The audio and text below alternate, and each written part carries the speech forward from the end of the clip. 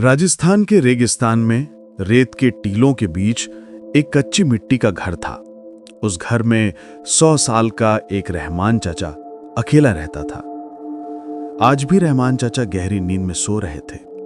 रात का सन्नाटा था, रात बहुत गहरी हो चुकी थी। अचानक दरवाजे पर दस्तक हुई। रहमान चाचा चौंक कर उठ बैठे। उनकी आंख खुल गई। उन्होंने खुद से कहा, इस वक्त मेरे घर पर कौन हो सकता है? यहां इस वीराने में तो आज तक कोई नहीं आया। लेकिन तभी दरवाजा और जोर जोर से बजने लगा।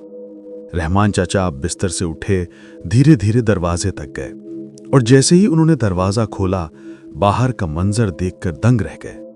सामने एक जवान खूबसूरत लड़की खड़ी थी। उसका नाम नाजिया था। रहमान चाचा ने जैसे ही नाजिया को देखा, उन्हें एक अजीब सी कशिश महसूस हुई। वो बस उसे देखता ही रह गए, अपनी नजरें हटा न सके। रहमान चाचा ने पूछा, तुम कौन हो और इस वक्त इस वीराने में क्या कर रही हो? नाजिया ने जवाब दिया, मैं अजमेर जा रही थी मगर रास्ता भूल गई। मुझे अपने घर में एक रात रहने दो, सुबह होते ही चली जाऊंगी। रहमान चाचा नाजिया को देखकर जैसे मदहोश हो गए। वो बोले, अंदर आ जाओ। नाजिया घर के अंदर आई। रहमान चाचा ने उसे कोना दिखाया और कहा, यहीं सो जाओ। नाजिया लेट गई और सो गई। लेकिन रात के आखिरी पहर में उसे महसूस हुआ कि कोई उसके पास खड़ा है। उसने धीरे से आंखें खोली, देखा रहमान चाचा वहीं खड़े हैं। वो उसे अजीब सी नजरों से देख रहे थे। नाजिया झटके से उठ बैठी, बोली, क्या हुआ? तुम यहां क्या कर रहे हो? रहमान चाचा बोले, कुछ नहीं, तुम्हें ठंड लग रही होगी, चादर देने आया था। नाजिया ने गुस्से में चादर ली, उसे ओढ़ा और फिर लेट गई। लेकिन नाजिया के सो जाने के बाद भी रहमान चाचा वहीं खड़े रहे। उनकी आंखों में अजीब सी चाहत थी। वो बस नाजिया को देखते रहे। सुबह हुई। नाजिया ने शुक्रिया अदा किया और घर से निकलने लगी। तभी रहमान चाचा बोले, कहाँ जाओगी? तुम जवान लड़की हो, अजमेर तो यहां से बहुत दूर है। रहमान चाचा करीब आए। उन्होंने नाजिया का हाथ पकड़ लिया। बोले, आज की रात रुक जाओ, बस एक रात की बात है। नाजिया ने गुस्से से हाथ छुड़ाया और कहा, क्या मतलब? रहमान चाचा बोले, फिर मैं तुम्हारे जाने का कोई इंतजाम कर दूंगा। उनकी आंखों में वही अजीब सी नजरें थीं, जैसे मन ही मन कोई चाल चल रहा हो। नाजिया उनकी बातों में आ गई और ठहरने के लिए तैयार हो गई। रहमान चाचा उससे देखते रहे, जैसे वो चाहते हों कि नाजिया उनके पास आ जाए। रात हो चुकी थी। नाजिया अपने बिस्तर पर लेट गई। रहमान चाचा भी अपने बिस्तर पर लेट गए। लेकिन रात का आखिरी पहर आया। सन्नाटा गहरा था। रहमान चाचा चुपके से उठे, धीरे धीरे कदम बढ़ाते हुए नाजिया के पास पहुंचे। वो काफी देर तक उसे देखते रहे, फिर उसके पास बैठ गए। उन्होंने नरमी से नाजिया के माथे पर हाथ फेरना शुरू किया। अचानक नाजिया की आंख खुली। वो हड़बड़ा कर उठ बैठी। क्या हुआ? तुम यहां क्या कर रहे हो? रहमान चाचा उसकी आंखों में देखते रहे, जैसे किसी ख्वाब में खोए हों। फिर बोले, मैं तकिया देने आया था। तुम बिना सिरहाने लेटी हो, तुम्हारी गर्दन में दर्द हो जाएगा, ये लो तकिया। नाजिया ने तकिया लिया, नाराज से मुंह फेर लिया। बोली, जाओ यहां से। रहमान चाचा वापस अपने बिस्तर पर लेट गए। रात को वो खुद से बातें करने लगे। सुबह ही नाजिया चली जाएगी, आज मेरा आखिरी मौका था, मगर वो भी चला गया। नहीं नहीं, मैं उसे ऐसे ही नहीं जाने दूंगा। कोई ना कोई चाल चलनी होगी। मुझे कल किसी तरह उसे रोकना होगा। इन्हीं सोचों में डूबे रहमान चाचा आखिरकार सो गए। सुबह हुई। नाजिया उठी और रहमान चाचा के पास आई। उसने कहा, अगर मेरे जाने का बंदोबस्त हो गया हो तो मुझे रवाना कर दो। बताओ क्या इंतजाम किया है? रहमान चाचा उसे कुछ पल चाहत भरी नजरों से देखते रहे, फिर धीरे से बोले, नहीं, तुम आज यहां से नहीं जा सकती। रहमान चाचा की ये बात सुनकर नाजिया हैरानी से उन्हें देखने लगी। उसने पूछा, क्यों? मैं क्यों नहीं जा सकती आज? रहमान चाचा बोले, तुम्हें एक रात और रुकना होगा। नाजिया ने हैरानी से उनकी ओर देखा और कहा, क्यों? क्या बात है? सब खैरियत तो है, मैं क्यों रुकूं? रहमान चाचा ने नर्म आवाज में कहा, अभी तुम्हारे जाने का कोई इंतजाम नहीं हो पाया। उम्मीद है कल एक काफिला यहां से गुजरेगा और अजमेर की तरफ जाएगा। जब नाजिया ने काफिला सुना तो उसे थोड़ा इत्मीनान हुआ। उसने सोचा, ठीक है, कल काफिले के साथ निकल जाऊंगी, आज की रात और यहीं रह लेती हूं। रहमान चाचा ये सुनकर मन ही मन बहुत खुश हुए। अपने आप से कहा, एक रात और मिल गई। पूरा दिन रहमान चाचा उसे दूर से बैठकर देखते रहे। उनकी निगाहें अब और भी गहरी हो चुकी थीं। रात ढलने लगी। नाजिया अपने बिस्तर पर लेट गई। रहमान चाचा भी अपने बिस्तर पर लेट गए, मगर उनका दिल अब बेचैन था। वो लेटे रहे, पर उनकी आंखें छत को नहीं देख रही थीं। वे कमरे के कोने में सोई हुई नाजिया को घूर रही थीं। उनकी सांसें तेज थीं, दिल में अजीब सी हलचल उठ रही थी। धीरे धीरे वो बिस्तर से उठे, चुपके से नाजिया के पास गए, उसे ऊपर से नीचे तक देखने लगे। फिर उसके पास बैठ गए और उसके बालों को नरमी से सहलाने लगे। अचानक नाजिया की आंख खुली। वो हड़बड़ा कर उठ बैठी। क्या हुआ? तुम यहां क्या कर रहे हो? उसने गुस्से में पूछा। रहमान चाचा उसकी आंखों में देखते रहे, जैसे किसी ख्वाब में खोए हों। फिर बोले, मैं तकिया देने आया था। तुम बिना से रहाने लेटी हो, तुम्हारी गर्दन में दर्द हो जाएगा, ये लो तकिया। नाजिया ने तकिया लिया, नाराज सी मुंह फेर लिया, बोली, जाओ यहां से। रहमान चाचा वापस अपने बिस्तर पर लेट गए।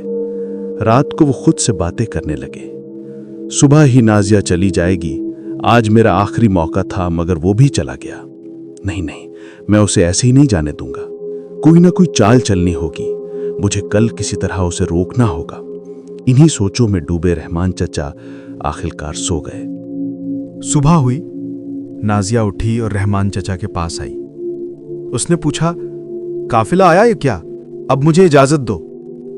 रहमान चाचा कुछ देर उसकी आंखों में देखता रहा, फिर बोले, लेकिन काफिला तो अभी तक नहीं आया। नाजिया चौंक गई, बोली, मगर तुमने तो कहा था कि काफिला आज आ जाएगा। रहमान चाचा ने थकी हुई आवाज में जवाब दिया, हाँ आना था, शायद शाम तक आए। नाजिया बोली, मैं बहुत नहीं रुक सकती।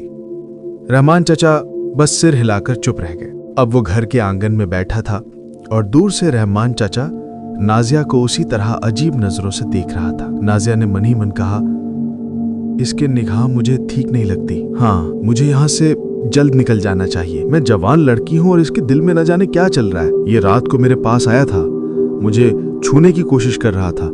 आज किसी भी हाल में रात नहीं रुकना चाहिए। शाम को काफिला आए या ना आए, मुझे निकल जाना है। रहमान चाचा अब भी उसे दूर से देख रहे थे, बिल्कुल वैसे जैसे कोई शिकारी अपने शिकार को देखता है। शाम हो चुकी थी। नाजिया उसके पास आने ही वाली थी, लेकिन इससे पहले रहमान चाचा खुद उसके पास आ गए। उन्होंने कहा, देखो, लगता है काफिला अब सुबह तक ही आएगा। मैंने सोचा तुम्हें खुद बता दूं। उनके पास सामान बहुत होता है, इसलिए धीरे धीरे चलते हैं। आज की रात और रुक जाओ। नाजिया को गुस्सा आ गया। उसने तेजी से कहा, मैं अब और नहीं रुक सकती, चाहे काफिला आया या ना आए। मैं अभी यहां से निकल रही हूं, मुझे अब और बर्दाश्त नहीं। रहमान चाचा और करीब आए, बोले, थोड़ी ही देर में रात हो जाएगी। तुम जवान लड़की हो, इस रेगिस्तान में रात को कहां जाओगी? यहां जानवर भी घूमते हैं, अगर कोई नुकसान पहुंचाया तो? उनके लहजे में फिक्र कम और चाल ज्यादा थी।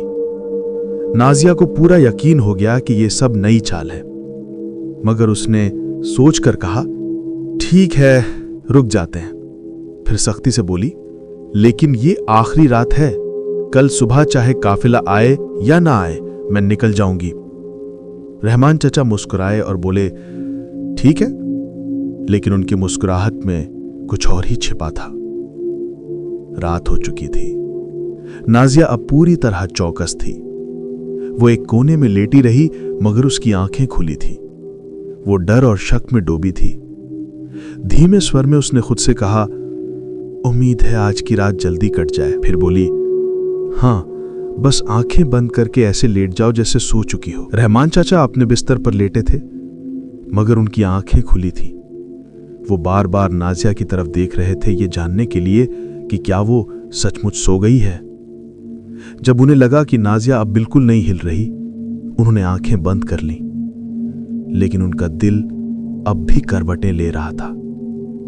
कुछ देर बाद जब उन्हें यकीन हो गया कि नाजिया सो चुकी है, वे धीरे से उठे और उसकी तरफ चल पड़े। काफी देर तक वे चुपचाप उसके पास खड़े रहे, जैसे उसके होशो हवास टटोल रहे हों। फिर वो नाजिया के पैरों के पास बैठ गए। धीरे धीरे उसके पैर सहलाने लगे। तभी नाजिया की आंख थोड़ी सी खुल गई। रहमान चचा समझ गए, तुरंत पीछे हट गया। अब उसने उसके माथे को सहलाना शुरू किया। अचानक नाजिया ने आंखें खोल दी। उसने झट करवट ली और मुंह नीचा कर लिया। कुछ बोली नहीं, मगर उसके जिस्म की हरकत बता रही थी कि वो जाग चुकी है। रहमान चचा चुपचाप उठा, वापस अपने बिस्तर पर लेट गया। उसकी धड़कनों में अजीब सी घबराहट थी, मगर चेहरे पर कोई पछतावा नहीं था। सुबह हो चुकी थी। नाजिया उठी और सीधे रहमान चचा के पास गई। उसने तेज लहजे में पूछा, हां, आया क्या तुम्हारा काफिला, या अब कोई नया बहाना है? रहमान चाचा कुछ देर चुप रहे, फिर बोले, काफिला तो नहीं आया। नाजिया झल्ला उठी, मुझे तो पहले ही पता था कि कोई काफिला आने वाला नहीं है। तुम मुझे किसी और मकसद के लिए यहां रोक रहे हो। मुझे सब समझ आ चुका है। अब मैं एक पल भी यहां नहीं रह सकती। चलो, मैं निकल रही हूं। जैसे ही वो झोपड़ी से बाहर जाने लगी, रहमान चचा अचानक उसके सामने आकर खड़े हो गए। उसका रास्ता रोकते हुए बोले, तुम यहां से नहीं जा सकती। नाजिया बोली, रास्ते से हट जाओ, वरना मैं जोर से चीखूंगी। रहमान चचा धीरे से बोले, तुम्हारी आवाज यहां सुनने वाला कोई नहीं है। नाजिया गुस्से में चिल्लाई, तुम क्या चाहते हो? मुझे क्यों रोक रहे हो? तुम मेरे बाप की उम्र के हो। कोई तो शर्म करो, कोई तो लिहाज करो। रहमान चचा ने गंभीर आवाज में कहा, जैसा तुम्हें दिख रहा है वैसा नहीं है। तुम जिस शख्स की तलाश में अजमेर जा रही हो, क्या पता वो यहीं कहीं हो? नाजिया बोली, मुझे यहां एक पल भी नहीं रुकना। और तुम्हें कैसे मालूम कि मैं अजमेर में किसी को ढूंढने जा रही हूं? रहमान चचा बोले, ये बात मैं अभी नहीं बता सकता, लेकिन अगर तुम आज की रात यहां रहती हो तो ये तुम्हारे हक में बेहतर होगा। नाजिया चौंक गई। उसने मन ही मन सोचा, फिर वही चाल? ये रहमान चचा बार बार मुझे क्यों रोक रहा है? आखिर इसे क्या हो गया है? रहमान चचा बोले, मैंने कहा ना, बस एक रात और रह जाओ। कल सुबह तुम्हारे सारे सवालों का जवाब मिल जाएगा और शायद तुम्हें अजमेर जाने की भी जरूरत ना रहे। नाजिया अब उलझन में थी। वो हैरानी से अपने आप को देखने लगी। क्यों जानता है ये कि मैं किसे ढूंढ रही हूं और मेरा कोई मसला है? नाजिया के जहन में सवालों का तूफान था, मगर अब उसे रहमान चचा पर बिल्कुल भी भरोसा नहीं रहा। उसने रहमान चचा को धक्का दिया और झोपड़ी से बाहर निकल गई। रहमान चचा उसके पीछे पीछे भागे और पुकारे, रुको, सब कुछ बर्बाद हो जाएगा अगर तुम चली गई। काफी दूर जाने के बाद नाजिया थक कर एक जगह बैठ गई। उसका दम फूल रहा था, मगर दिल में अब भी डर और बेचैनी बनी हुई थी। अचानक पीछे से रहमान चचा हामता हुआ उसके पास आ गए। उनकी सांसें तेज थीं, लेकिन लहजा अब भी राज से भरा हुआ था। मैं आखिरी बार तुमसे कह रहा हूं, उन्होंने धीमे लेकिन यकीन भरे स्वर में कहा। वापस उस घर में रह जाओ तो शायद तुम्हें अजमेर जाने की जरूरत ना पड़े। नाजिया ने थके लेकिन सख्त अंदाज में पूछा, अगर कोई बात है तो साफ साफ क्यों नहीं बताते? रहमान चचा ने गहरी सांस ली और कहा, वो बात मैं अभी नहीं बता सकता। अगर अभी कह दी तो सब कुछ बर्बाद हो जाएगा, मगर इतना बता सकता हूं कि तुम अपने शोहर को तलाशने निकली हो। नाजिया ये सुनकर हक्का बक्का रह गई। उसकी सांस जैसे एक पल को थम गई। हाँ, मैं अपने शौहर को ढूंढ रही हूं। वो काफी अरसे से लापता है। मैंने कई इलाकों में ढूंढा, अब अजमेर की तरफ जा रही हूं, लेकिन तुम्हें ये सब कैसे मालूम? उसने चौंक कर पूछा। रहमान चचा बहुत संजीदगी से बोले, मुझे सब मालूम है, मगर तुम्हें मेरे साथ एक रात गुजारनी होगी, तभी मैं तुम्हारे सारे सवाल का जवाब दे पाऊंगा। नाजिया ये अजीब शर्त सुनकर घबरा गई। उसने डर, शक और उलझन से रहमान चचा की तरफ देखा। ये फिर कोई नई चाल है क्या? अब ये रात मेरे साथ क्या करने वाला है? वो मन ही मन सोचने लगी। रहमान चचा वहीं खड़े रहे, बहुत गंभीर और ठहराव से भरे हुए। उनकी आंखें अब भी नाजिया पर जमी थी। कुछ देर सोच विचार के बाद नाजिया बोली, ठीक है, चलो, एक रात और वहीं रह जाते हैं। ये सुनकर रहमान चचा का चेहरा खुशी से खिल उठा। उनकी आंखों में चमक थी, जैसे कोई मंजिल करीब आ रही हो। ठीक है, उन्होंने कहा। नाजिया और रहमान चचा अब वापस घर की तरफ चल पड़े।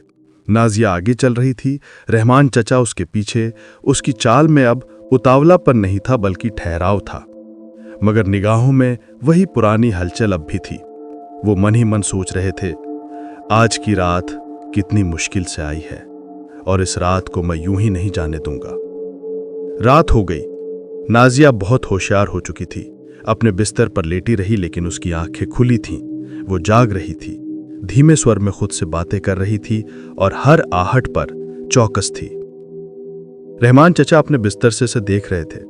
जब रात का आखिरी पहर आया और उन्हें लगा कि अब नींद का असर हो रहा है, वे धीरे से उठे और नाजिया के पास जाकर बैठ गए। वो उसे प्यार भरी नजरों से देखते रहे, फिर उनका हाथ पकड़कर अपने सीने से लगा लिया। नाजिया ने झटके से हाथ छुड़ाया और गुस्से में मुंह फेर लिया। रहमान चचा चुपचाप उठे और फिर अपने बिस्तर पर लेट गए। उनकी आंखों में कोई पछतावा नहीं था, बस एक इंतजार था जो अब अपने अंजाम के करीब था। सुबह की पहली किरण झोपड़ी की मिट्टी भरी दीवारों से छन कर अंदर आई। नाजिया पहले से जाग रही थी। उसके चेहरे पर नींद नहीं, बल्कि बेचैनी और डर साफ दिख रहा था। इस बार उसने बिना कुछ कहे, बिना रहमान चचा से पूछे वहां से निकलने की ठानी। जैसे ही वो झोपड़ी से बाहर जाने लगी, उसकी नजर एक कोने में बैठे शख्स पर पड़ी। वो एक नौजवान बैठा था, खूबसूरत, रोशन चेहरा, साफ सुथरे कपड़े पहने हुए, मगर उसका चेहरा दूसरी तरफ था। नाजिया हैरान रह गई। वो उसके पास गई और पूछा, तुम कौन हो? नौजवान ने धीरे से अपना चेहरा उसकी तरफ घुमाया। नाजिया उसे देखकर हक्का बक्का रह गई, जैसे उसके पैरों तले जमीन खिसक गई हो। वो जोर जोर से चिल्लाने लगी, ये तो मेरा शोहर रोहान है। वो दौड़कर उस नौजवान से लिपट गई। उसकी आंखें आंसुओं से भर गई। उसके लिए ये पल किसी जादू से कम न था। नाजिया बोली, तुम यहां कैसे आ गए? क्या मैं कोई ख्वाब देख रही हूं? रोहान ने उसे गले से लगाए रखा और धीरे से कहा, नहीं, ये ख्वाब नहीं, हकीकत है। मैं वापस आ गया हूं। नाजिया की खुशी की कोई इंतहा न रही। बरसों से जिसे ढूंढ रही थी, आज वही उसके सामने था। लेकिन तुम कहां थे? नाजिया ने पूछा। और तुम इस रहमान चचा के घर में कैसे पहुंचे? वो आदमी तो मुझे बिल्कुल ठीक नहीं लगा। क्या तुम उसे जानते हो? रोहान ने उसकी आंखों में देखा। अब उसकी आंखों में राज नहीं, बल्कि राहत थी। उसने कहा, पहले रहमान चचा को बुलाकर लाओ, देखो कहां है। नाजिया ने झोपड़ी के हर कोने में ढूंढा, मगर रहमान चचा कहीं नहीं थे। वो वापस आकर बोली, वो तो कहीं नहीं है, लगता है जैसे गायब हो गया हो। कहां चला गया हो? रोहान ने गहरी सांस ली और कहा, वो कहां गया ये तो अब तुम्हें खुद ही समझ आ जाएगा। लेकिन उससे पहले क्या तुम नहीं जानना चाहोगी कि मैं इतने साल कहाँ था? नाजिया ने एक साथ कहा, हां बताओ, कहां थे तुम? अब कहानी का सबसे बड़ा राज सामने आने वाला था। रोहान ने कहना शुरू किया, एक दिन मैं घर से बाहर बाजार की तरफ निकला था। रास्ते में मुझे एक रहमान चचा और एक बहुत हसीन लड़की मिली। रहमान चचा एक साधु सा लग रहा था और लड़की बहुत जवान और दिलकश। मैंने उनसे मजाक किया। उस लड़की से कहा, तुमने इस रहमान चचा से शादी क्यों की? तुम्हें तो किसी जवान के साथ होना चाहिए। मगर वो लड़की शायद कोई इल्म जानती थी। उसमें कोई राज भरी कुदरत थी। उसने मेरी तरफ देखा, कुछ पढ़ा और मुझ पर फूंक मारी। एक पल में मैं उसी रहमान चचा जैसा हो गया। उसकी शक्ल मेरी हो गई। फिर उसने कहा, ये तेरी सजा है, अब तू सारी उम्र इसी हाल में रहेगा। नाजिया अब पथराई आंखों से सुन रही थी। उसकी सांसें थम चुकी थी। लेकिन रूहान आगे बोला। उसने एक उम्मीद भी दी, अगर तेरे अपने जिनसे तू मोहब्बत करता है तुझे ढूंढते हुए इस वीराने तक पहुंचे और तेरे साथ वक्त गुजारे बिना तेरी असलियत जाने, तब तू अपनी असली शक्ल में वापस आ सकेगा। और हां, एक और शर्त थी, तू खुद अपनी पहचान नहीं बता सकता। नाजिया थर थर कांप रही थी। उसने कांपती आवाज में पूछा, तो क्या तुम वही रहमान चचा थे? रूहान ने सिर हिलाकर कहा, हां, मैं ही वो रहमान चचा था। रूहान की बात सुनते ही नाजिया जैसे जड़ हो गई। उसकी आंखों में आंसू भर आए, मगर इन आंसुओं में अब अफसोस था, शर्मिंदगी थी।